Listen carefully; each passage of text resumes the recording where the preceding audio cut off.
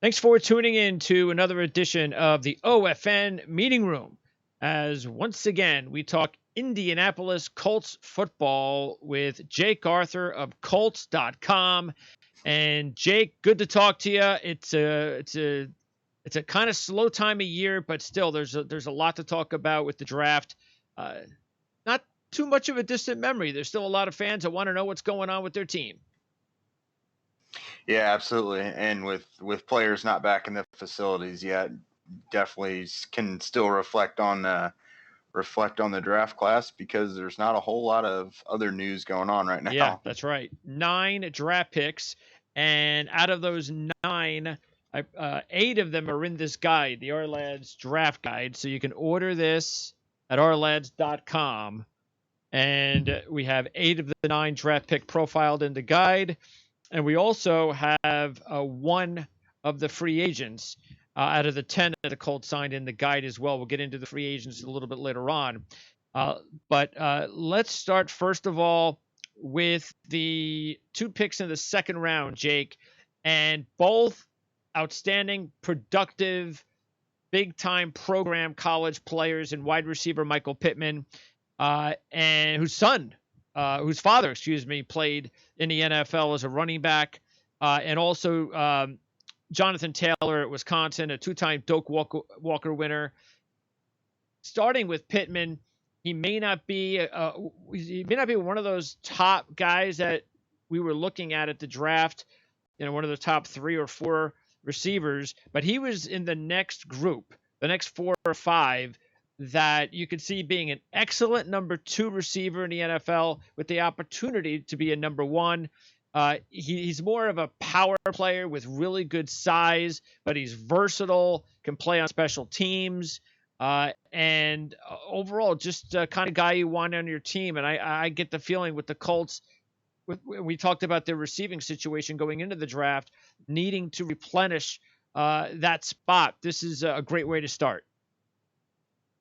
Yeah, absolutely. And there weren't many better connections for the Colts in this draft than Michael Pittman. He pretty much checks off every box that they want in a receiver. He's big at about 6'3", 6'4", 225. He's got great athleticism. He can run routes. He's got outstanding hands. Great leader, team first guy. He even wants to play special teams, not even really as a return man. He just wants to be, covering kicks and things like that. He's a very easy guy for teammates to follow his lead. So I think he's just the epitome of what the Colts want right now. And so that pick really couldn't have gone any better. And Taylor, there are some issues with Taylor. Maybe the things that, because the production's just off the charts. So if a guy that produces that much is not a top 10 pick, there has to be some warts. May not be the best blocker, may not have experience in the receiving game, and maybe the biggest issue are the fumbling problems. So he does have some issues that need to be overcome, but you cannot deny his production in college. To get him at 41 in round 2, it's an excellent spot for him. And this is something we talked about in the draft preview, that Frank Reich loves a big stable of backs that he can count on. And wow, Taylor is going to get an opportunity to get some serious reps. Yeah, absolutely. And a guy with his collegiate production in the Big Ten, that's the type of guy that goes top 5, top 10 normally. Even for running backs, there's every now and then there's a running back that goes top 10, and he's the kind that would go that way. Like you said, there are a few things. He's got the fumbling issue, which we have talked with him about. It's something he's been working on, and he's going to an organization where if that's going to get corrected, it's here, because Tom Rathman is nothing if not someone who harps ball security. He's a legendary fullback in the NFL himself, and he's been just as renowned as a running backs coach. So he will teach guys pass protection. He will teach guys ball security. So Taylor couldn't have landed in a better spot there. There's the workload he's had at Wisconsin, almost 1,000 touches. Yeah. Obviously, that's something that will scare people off a little bit. They can think there's not much tread on the tires. again, that's something I asked him about. The Colts have a pretty nice, nutrition and wellness and kind of self-care, I guess, program. And I just asked him about that. I was like, what onus do you put on taking care of yourself and all that with that much of a workload? How much does physical care come into play? And that's something he's already well aware of. Coming from Wisconsin, he's talked to a lot of Wisconsin alums who are now NFL players. He's already ahead of the curve on that, so he takes care of his body very well. And then not until his last year in college here, 2019, was he very involved in the passing game, pass protection and receiving. But it's something that Wisconsin head coach put in there because Taylor wanted to be utilized that way. He wanted to show he can be dangerous, and he did have a few drops. But I think you saw, some real capability there. And with a guy who's obviously that dangerous as a runner, if you can get the ball into his hands downfield already in the passing game, that just adds another layer of dangerousness to his game. He's just a really sharp kid. He wants to get better and be the best at everything he does. He's very determined. I really have no doubts that he's going to develop into everything they want him to be because he wants to, and he's physically gifted and can do it. Physically he's capable and mentally he wants to do it. So I really don't have any reason not to think that he's going to pan out in a really big way. And we talked about Mac not getting an extension or any talk of that. So this is what you want. Your coaching staff. You want to see these guys competing with each other. You want to see Mac look at this and go, oh, I better step up my game, not just because I want a new contract, but I got to make sure that I'm getting full-time touches and I'm producing, or else this kid might take over my job and I'll be expendable at the end of the year. So that's what you want, and that should be good for the running back room.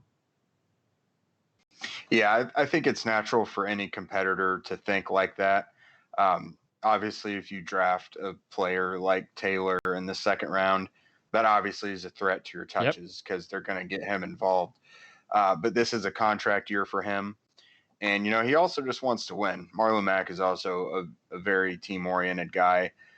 I've been around him in the locker room after he's gone for 125 yards, 150 yards, what have you.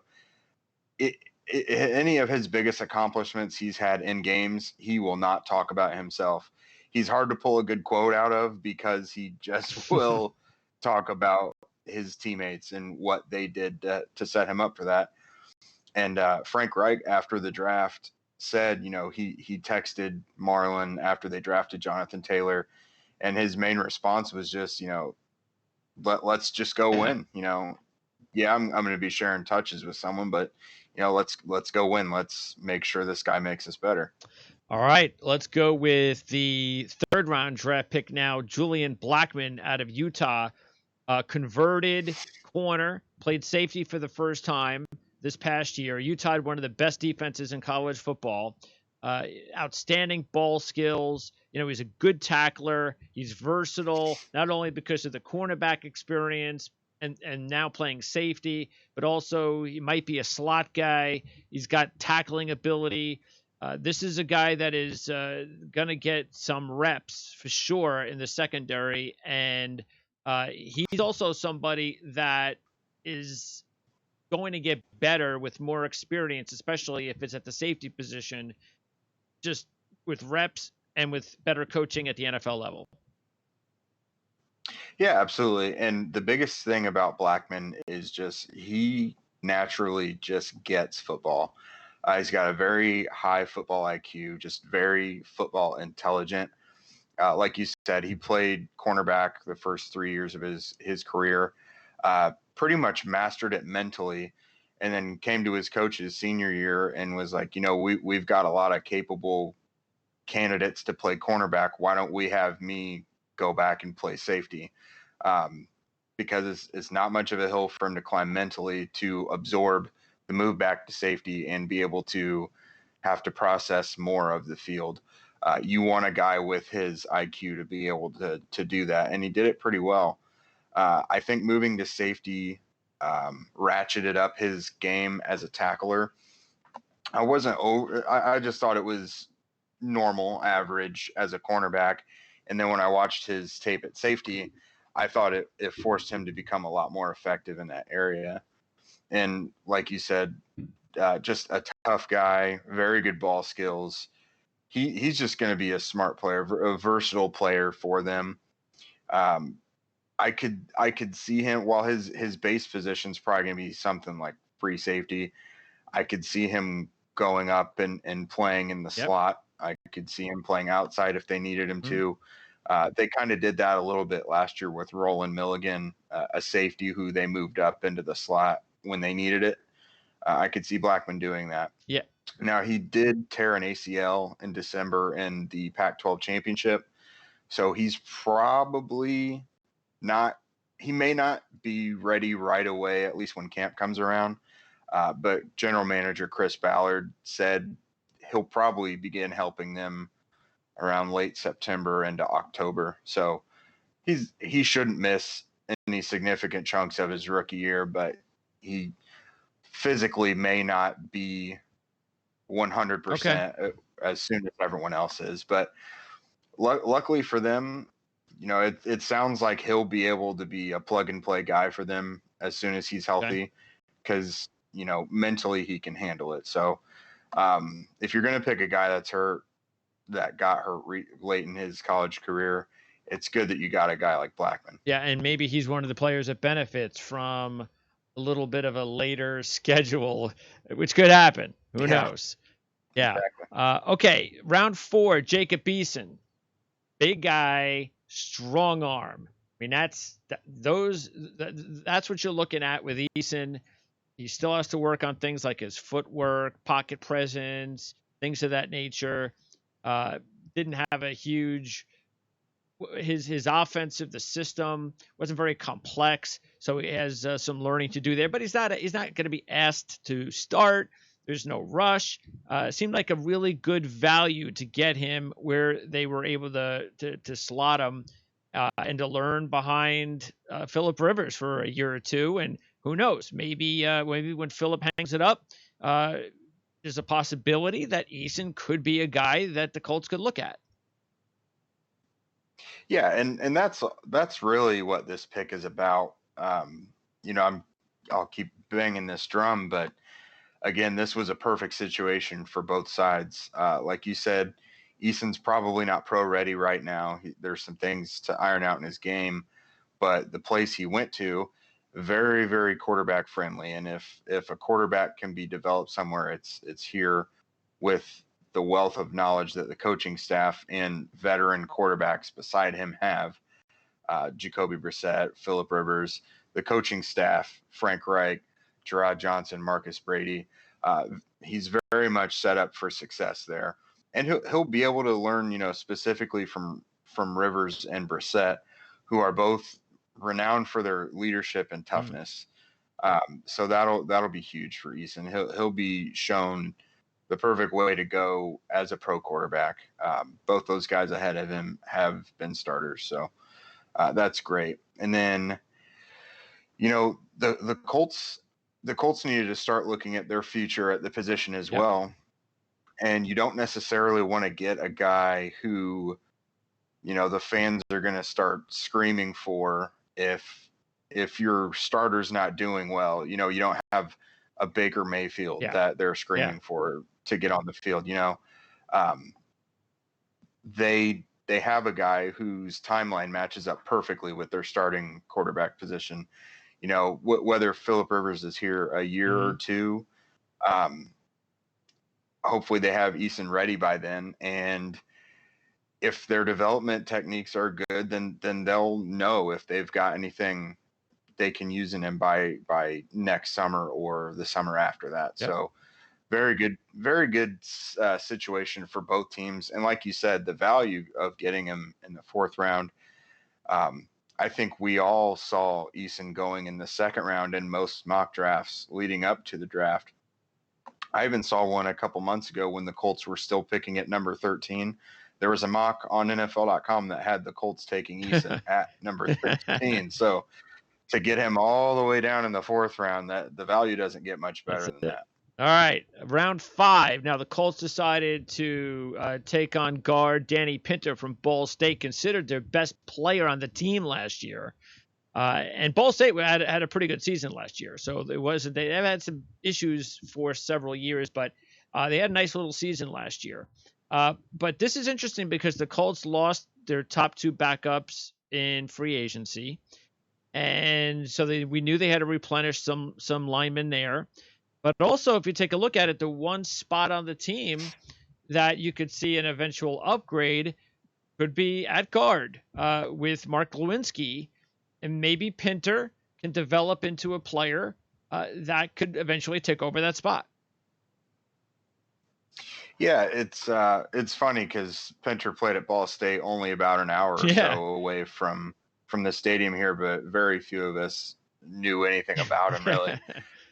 So he played tight end for the first couple years at Ball State, and then moved to tackle because he was always one of the bigger tight ends, not really a field stretcher. So moving him to tackle wasn't that much of a stretch, really. So he put on the weight, but everything you hear about this guy is just so positive. And for a 5th round pick, Chris Ballard really kind of glowed about him. This guy earned pretty much every leadership or teamwork or locker room or hard work award that Ball State had to offer really throughout his career. So he's a very hard worker. He's a leader. From the sounds of it, anything he's asked to do by the coaching staff, he winds up doing it very well, and it doesn't take him much time either. He was a first-team All-MAC selection at tackle in just his 2nd season being an offensive lineman. So it sounds like he's a quick learner, and like you said, maybe he plugs into one of those guard spots. Glowinski certainly has been a strong link in the Colts offensive line. But if there's any of those spots that are, quote unquote up for grabs, that might be one of them. It certainly sounds like there's a lot of momentum behind Pinter as a 5th rounder. So it's certainly possible. They'll give him the shot if he's looking really good. Just because he was taken in the 5th round doesn't mean he doesn't have a chance. So we'll see how that goes. All right, round 6, there were 4 players taken, 3 on defense. You had Windsor, the defensive tackle from Penn State. You had Isaiah Rogers, the corner from UMass, who also has some kick return ability. And speaking of special teams, you have Jordan Glasgow, the linebacker from Michigan, who definitely looks like he is going to be his main focus early on will be special teams. Outstanding cover player on special teams. So a couple of special teams guys in Rogers and Glasgow, but Glasgow's interesting out of the 4, and we'll get to Patman in a bit, but just talking about the defensive guys first. Glasgow is the guy that interests me because this is one of those lunch pail hustle guys that, he was a Butkus semifinalist, and I'm a Michigan fan, and there were so many other players on the team. This is not one of the guys that you just always looked at, blue chip athlete, top 5-star, 4-star guy, but just the kind of guy that always hustles, gets the job done. And I just think because of that type of ability, I think he is going to be somebody that's going to make it hard to leave him off the team. If anything, maybe he makes it because of his special teams prowess, but definitely a practice squad guy. Out of those 3 defenders / special teams players on defense first, before we get to Patman, who do you like? Who do you think might have the best upside and why? So I do like all 3. I've studied all 3 pretty extensively, but I'll focus in on Rogers and Glasgow specifically. So for Rogers, he is about 5'10" and about 175 pounds ish. That's kind of small. I think it is for a defensive back. It is, and he was an outside corner who played a little nickel as well. But I'd have to think if he was maybe an inch taller and about 15, 20 pounds heavier, I think we're talking about this guy on day 2. His speed, he ran in pre-draft workouts, he ran a 4.28, which was Wow. verified. Um, it wasn't just one of those doctored videos that was shown. It actually did get verified. So that would have been the second best time at the combine of anyone, I think, just behind Henry Ruggs. But this it's so odd for this guy to go so late because of how big of a playmaker he Yeah. is. He's got uncanny ball skills and closing burst and speed, and just he's such a playmaker for a defensive back. I mean, a lot of defensive backs get interceptions and pass breakups and everything, but this guy's also a threat to score at any time. He led the nation in kick return yards last year as well. Like you said, very accomplished kick returner. So this guy really has, if he shows that he can make these type of plays in an NFL training Yep. camp, then he's going to be a really tough cut. And with the Colts, special teams is a huge tiebreaker about who are we keeping. There you go. And so he's already a special teams guy, both returning and other coverage teams, I believe. So Yeah, I noticed him. Rutgers played UMass. Rutgers being my team from New Jersey, and I that opening game last year, and that's when I noticed him. I think he might have even scored a touchdown in that game, and that got me to follow him now and then during the season, because UMass just does not have any talent. I mean, they're one of the worst FBS teams out of 130, so that's saying something. Mhm. But he was clearly the superstar of the team. Oh yeah, I mean they're an independent, so that was kind of my other thing. If he was maybe an inch taller and about 15 pounds heavier, and if he played in a Power 5 conference, I'd have to think he would be a day 2 guy, because he just makes too many plays to be ignored. So I really think he's got a great shot. And then as far as Glasgow, you hit the nail on the head. You've watched his Yeah. career. He tries so hard. He I forget specifically what award it was, but he basically received some sort of career achievement award from Michigan as a senior, of like guys who have, given so much to the program. He has achieved an enormous amount academically as well. So he's also very smart.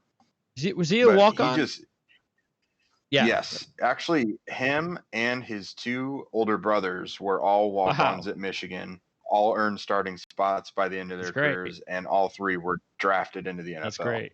His 2 brothers are still in the NFL, so he's been kind of showed the ropes that way as well. But no, he's just always going at 100 miles an hour. He is versatile as well.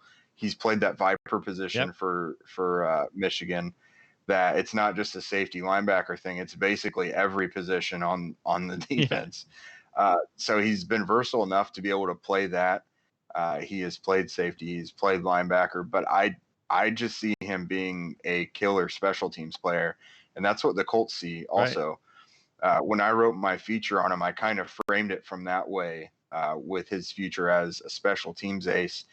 And he sounds like a guy who's going to embrace it. He kind of knows his truth.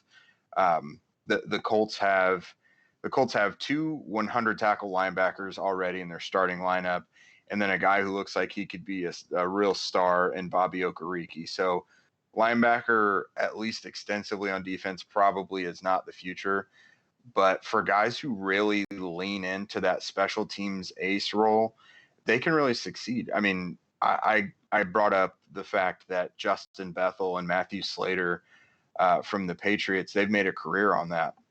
They've got almost a dozen Pro Bowls between them, a ton of All Pro selections, and they've been in the league a combined about 20 years, just from being absolute, kind of hidden That's superstars right. on special teams. And that is If you embrace it, yes. if you embrace it, you can be a real stud. And Glasgow seems like a guy that would do that. Those guys can have long careers. They can be very successful. Sure, they may not be making 10, 15 mil a year, but they'll be very respected and considered to be true stars at their position. And not everyone wants to do Sure. that. But Well, that's what you that want may out of be the these best late way for round him to picks succeed. too. Is you because so many times Hmm. we look at these drafts over and over again, and we see guys when you get down to the fifth, sixth, seventh round. Oh, he didn't make the team. He didn't make the team. He didn't make the team. You really want to be able to hit on at least getting some special teams out of those picks, or else you kind of Hmm. feel like you've just wasted picks, and that's why it's smart to add guys like this late in the draft because special teams is a very important part of your team. Yeah, absolutely. And like I said, for the Colts, that's a huge deciding factor because they often use it, not only as a tiebreaker on who makes the roster, but on game day, who are the 46 Hmm. guys. A lot of guys you would expect to play don't because they don't play Yep. special teams. So pretty much all 9 guys, for maybe not all 9, but most of the 9 guys they drafted have some sort of special teams background, and not just a background in it, but they like to play it. So um, because of that, all 9 of these guys have a real shot to make the roster. And Patman, the receiver from Washington State, kind of similar to Pittman in a way that he's got the ability to make the catch in traffic. He just needs to kind of be, I don't know, motivated properly or pushed. Maybe he needs more confidence, but he has some interesting tools. And this is the type of kid that more than likely will be a practice squad kid the first year. I'm not sure where he might fit in special teams, but like we just talked about, that's important. Uh, but yeah, you're going to choose a guy like this in the sixth round. There's a specific reason. It doesn't blow you off the screen on special teams. So there has to be a specific reason they liked him. Do you know what that was? Yeah, so to get a guy like that in the 6th round was pretty valuable because in a different class where it wasn't as historically deep as this class of receivers was, he'd probably be more towards the middle rounds rather than the Yeah, sixth good round. point. Um, he's a height, weight, speed guy basically. He's very similar to Pittman size Yep. wise. About 6'3", 6'4", 225. Ran a 4.48, I believe, at the combine. And when you factor in guys of that size, that's like an elite speed basically. He was, I think he had like the second or third best time among guys that size. So that's obviously appealing to be able to be bigger than the guy across from you and potentially faster as well. Uh, he's kind of a late developer, I guess. He told us after the draft that his college coaches were trying to harp on him to basically learn how to play like his size and strength more. Okay. And I do think you saw more of that later in the season, especially as a blocker. I think as a blocker is where his raw strength was able to come out because you could see him kind of tossing some cornerbacks out there. Uh, but no, I think the Colts see that raw development that they like to do. They see a big guy, a big receiver with athleticism that if they can just teach him how to, have better hand combat at the line and do this and that. Um, he's kind of like a lot of the other big receivers who maybe not have the agility and bend to be able to like run all the routes super crisply and everything. But you can do things with guys like that. Like if you look at how the Seahawks used DK Metcalf last year, like sure the agility stuff that we saw at the combine was pretty much verified, but the Seahawks got a lot out of him by realizing that's a big, strong, fast receiver. Yeah. Throw the ball downfield, throw challenging balls up to That him that only he can get. Yeah, if you look at players more so what they can do for you rather than tearing them down for what they can't do, exactly. then you'll get a lot more out of Yes. them. Can this player do something special for us? Yes, let's utilize it. And so for Patman, his calling card is height, weight, speed, and he can go up and get the ball. So I think that's the plan, is to develop him into something like that. Kind of kind of similar to what they're getting in Pittman, but Pittman is just way more polished. Well, and the receiving crew, the group as a whole definitely has a couple of spots to fill, and now we know Pittman is going to be one of them. Campbell's got to be the guy that takes that next step, but there's Pascal was a nice story, of course, but that's what you're looking for. It wasn't like he was even expected to produce the way that he did last year, Pascal. So there are some openings in the receiving core for even a guy like Patman. If he plays really well in the preseason and shows that he belongs, you don't want to lose him on the practice squad if you believe that he's got the goods. Yeah, this is kind of like last year for the Colts. When you look at training camp, you could have made an argument for about 6 or 7 receivers to make the roster. They obviously aren't going to keep 7, but once you get past T.Y., Pascal, Paris Campbell, and Michael Pittman, there's a couple spots left there to fill, but there's some really talented guys battling for that. Like Marcus Johnson wound up being their best deep threat without T.Y. Hilton when he was hurt last year. Darius Fountain was a training camp superstar last year before he fractured his ankle. Like, he looked like a shoo-in for the roster last year before he went down. Ashton Doolin, he's very under the radar, but he's a very athletic guy. He's got size. He's very good on special teams as well. So he's more of a dark horse. I think the Colts really like him. And then you've got Patman, who's, he's got all the attributes we just discussed. Yep. So there's about 3 or 4 really, really talented guys battling for just a couple spots, it seems like. As far as the players, the rookie free agents, offensively, Carter O'Donnell was the one that sticks out the most, who is a Canadian player, played at the University of Alberta, and might have been the top priority free agent, actually, of their group. What did the Colts like about Carter O'Donnell, who could play either tackle or guard? Yeah, and I think that may be exactly it. Is they really value offensive linemen who can play multiple spots. Joe Haig left in free agency, and he was their 6th offensive lineman. He could play any of the 5 line spots. I think that's more so what they're getting in Pinto, or what they hope. But then they also lost Josh Andrews, and that was their primary interior backup, their center guard guy. So perhaps Carter could provide some of that, but he is listed as a tackle on the roster. So that's another interesting one. They really only have one backup tackle right now who you could rely on. That's LaRaven Clark, and he's primarily their backup left tackle. So O'Donnell could make an argument for the backup right tackle spot. That was one of Haig's positions, was backup right tackle. Okay. So I think they're just looking for some more depth, a guy who can play guard and tackle. Jake Eldrenkamp and Javon Patterson are probably their primary interior depth next to Pinto.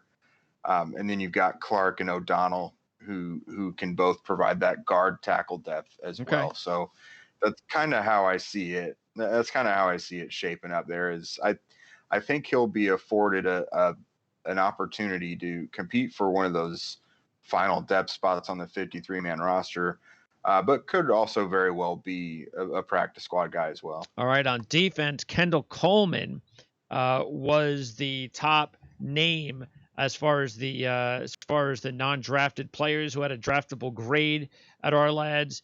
Indianapolis native, 4-year starter, had a combined 14 sacks the last 2 years for Syracuse. Matter of fact, really there was a lot of expectations after 10 sacks in 2018. Didn't have those numbers in 2019, but again, the 2018 numbers might have even been because he had a better supporting cast around him. But he's not the type of player that has the desired size-speed ratio, but another one of these tough, hard-nosed, hustle players with good instincts. And those are the guys you look for late in the draft or in free agency because those guys are more than likely practice squad guys. And because of their hustle and hardworking ability, that's what you want. You want to mold those types of guys and find a good role for them eventually on your team. Yeah, absolutely. And that may have been my favorite free agent, undrafted free agent signing, because they haven't done much with defensive end in general this offseason. They did lose Jabal Sheard, but they haven't really done much to fortify that. I think they're more so relying on some of their younger guys to step up and take those reins, like Kamoko Toure and Ben Banogu. But Coleman being the only defensive end they've really added, it just makes so much sense. He's very much a Colts pickup. Like you said, he's from here, went to Syracuse, like former Colts legend Dwight Freeney, but he's also been training with Robert Mathis, who's the Colts all-time leading sacker. He's been training with Robert Mathis all Not bad. offseason. And Mathis loves this kid. It's one of his proteges. It's been one of his projects all off season, and I would have to think that Mathis had a lot to say into the ears of the Colts front office about picking up. Appears Coleman. that way. That's good. Yeah, I really like that pickup. To be quite honest with you, if you would have said you could have Kendall Coleman in the 6th or 7th round, or you could have Alton Robinson in the 3rd, I think I would have taken Kendall Coleman late in the draft. His teammate at Syracuse on the other end of the line. Yep. So I hear you. I'm a very big fan of that signing. Yeah. And Rodrigo Blankenship, he'll be the last name we'll talk about, because if you're a big college football fan and you've watched a lot of big games the last few years, you know Blankenship has been in some big games. He's got the big glasses, so he's easily recognizable out there in the kicking game. I will say that it didn't surprise me that he went undrafted, because even though there is statistically a lot of things to like about him, the thing that I think has been a disappointment overall in his game has been when he has been in big games and big spots, he hasn't always come through. So you're already dealing with a player that needs to, in my mind, be a little bit more mentally tough. Now he's got to go to the NFL. That's going to be even trickier. But the Colts already have themselves a young kicker who they like. We talked about that being the reason that Adam Vinatieri would most likely not be back when we talked in the preview.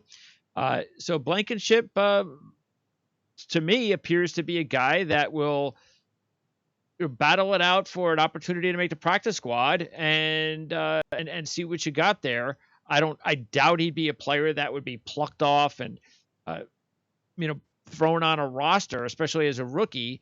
But the Colts picked them up for a reason. What do you think they picked them up specifically for? Was it also to provide a little bit of competition for the kicker they have right now, the young kicker, just to make sure he understands that he's not going to be given the job easily? Yeah, I think that's exactly it. And most of us in the media room kind of saw this exact kind of thing shaping up. So Adam Vinatieri, of course, was a free agent, and he had to have a knee procedure in the offseason. Chase McLaughlin did very well for them last year. Only missed one of his kicks combined, extra points and field goals, including a couple of 50-yarders. So yeah, they re-signed him right after the season. And then so we kind of figured, McLaughlin goes into training camp as probably the top option, and then they bring in an undrafted guy to compete with him. So it's shaping up kind of exactly how we thought. You always want to do that. Absolutely. Because McLaughlin was on a few teams last year as a rookie, but he did very well overall. But this would be the first. Let's just say that Vinatieri remains unsigned as a free agent, just because that does have to be mentioned, because that's always an outside possibility as well. So let's say this McLaughlin comes into training camp as the kicker. Well, last year was his rookie year, and he bounced around the league a little bit. So you can't just hand him the reins. You have to bring in a little competition. they obviously like him enough to where that competition was an undrafted Yep. kicker, and it wasn't some 10, Sure. 15-year kicker who is relatively Or a draft safe and you pick. know what you're getting. And yeah, they could have drafted someone as well. So Blankenship, I think he's probably going to be one of the fan favorites in training camp and practice Mhm. squad, or not practice squad, but the preseason. You know, he's got the nickname, he's got the Yeah. glasses. You know, he's a fun guy to root for. He's got talent, obviously. It's why he just made it to the NFL. But I'll be honest, I really like Chase McLaughlin. I think he's earned the right to be the top guy going in to training camp, and I'm totally behind bringing in some competition for him, and it's some high profile competition as well, because like you said, Blankenship may not have been an ace in college, but he had some big moments, and he's also very recognizable. So, um, it's weird to say, but I love the atmosphere around the kicker position right now. Right. Well, that's a good thing. If Yeah, especially if you have a good football team, because that is a huge position in big games and playoff time and so forth. So it's always good to have the young kicker. That's something, because you always feel like as a fan, hey, I've got my kicker now, and he's going to be here for a while, and I don't have to hopefully worry about that, because that's a worrisome position for fans and the coaches. Colts have actually always done really well with finding backup kickers. Guys like Mike Badgley was a Colt first, and now he's kicking for the Chargers. There's been a few guys, Brandon McManus, Cody Parkey. All those guys came in to be the summer camp legs behind Adam Vinatieri, and then went on to find their own jobs. So the Colts have had pretty good luck finding those, Yeah. kind of undrafted gem kickers. So hopefully that luck continues for him, whether it's McLaughlin or Blankenship. Jake Arthur, Colts.com. Thanks a lot for taking your time to talk to us again, and can't wait to talk to you before training camp begins. Absolutely. Thanks for having me, Thanks, bud. Jake.